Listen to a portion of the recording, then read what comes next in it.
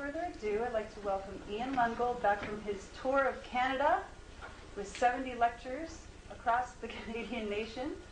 And he's back in Sedona for his second evening presentation here. And he's got some brilliant information to share with you. So I hope you brought paper, or at least a recording device, or your ears. So lend him your ears, and let's give him a warm welcome.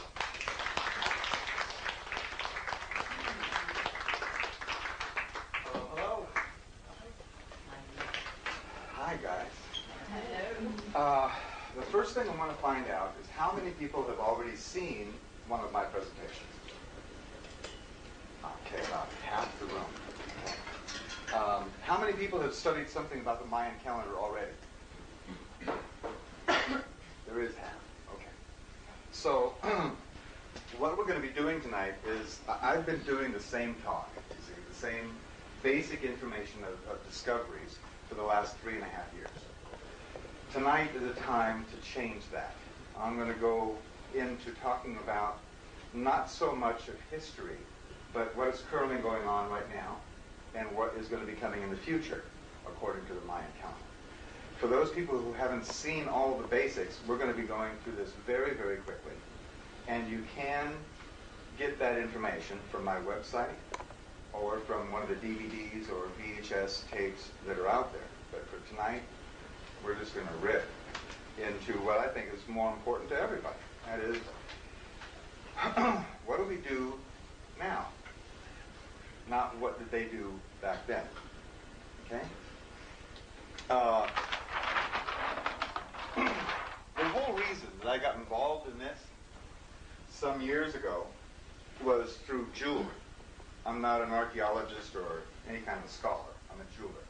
But I started doing Mayan symbols with my own hands. And those symbols have meanings, very strong meanings, that started to impart themselves onto me. I thought this was very interesting. I looked further into their culture because of that and found out they had a calendar. Some years after I found out about the calendar, about 1.5 years, I actually came up with a formula to convert the Gregorian calendar to the Mayan calendar, and that's what's in here. When this information was published, it went to, eventually made it to Sweden, where Dr. Carl Koloman saw what I had done, and he had been doing his own researches on the Mayan calendar for 7 years. He had been researching facts that could be proven about the Mayan calendar. What he discovered was that there is a basic structure to the calendar. It's actually written in stone in a place called Koba. And what is written in stone is different periods or epochs of time.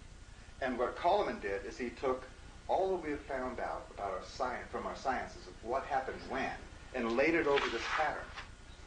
And voila, what showed up is this general movement of evolution of consciousness, which we're going to just go cursory through this basic information. Then we're going to go on to fresh stuff.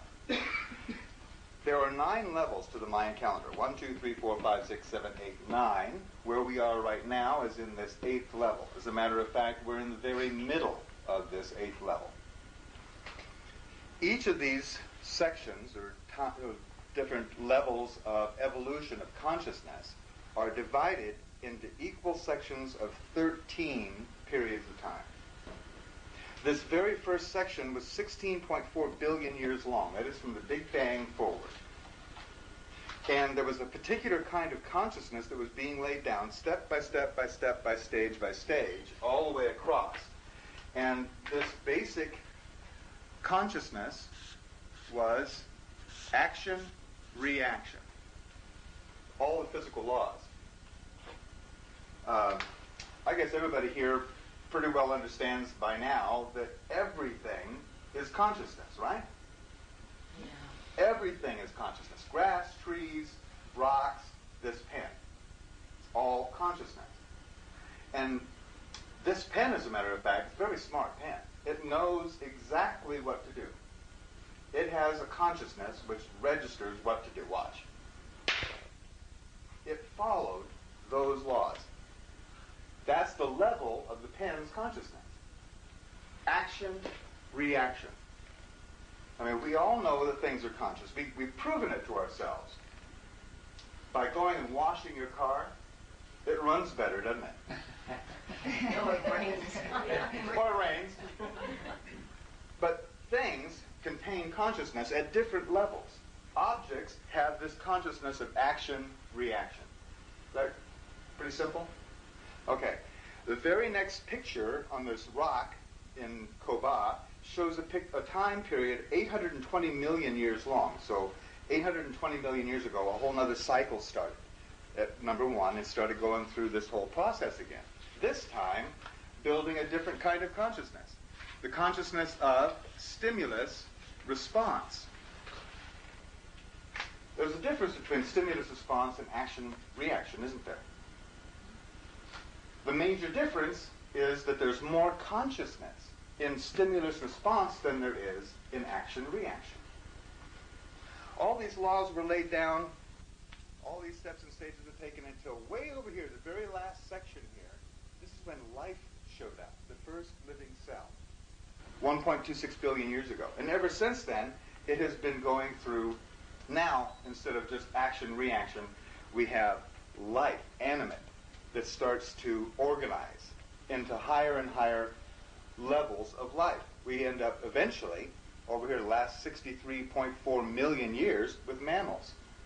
Started out with multicellular organisms that grew into plants and then into mollusks and fishes and insects and birds and all the way through.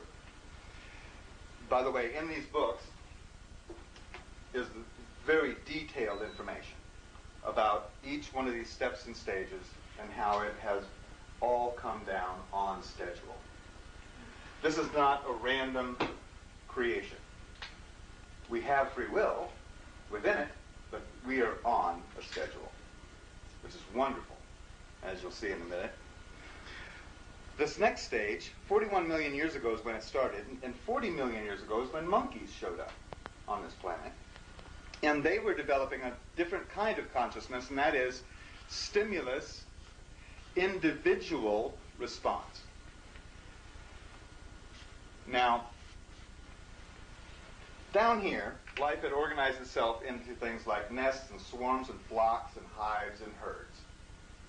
That's this kind of consciousness, stimulus response. But here, we entered into a whole other kind of consciousness, a familial consciousness. What's the difference between a family and a herd? The recognition of individuals.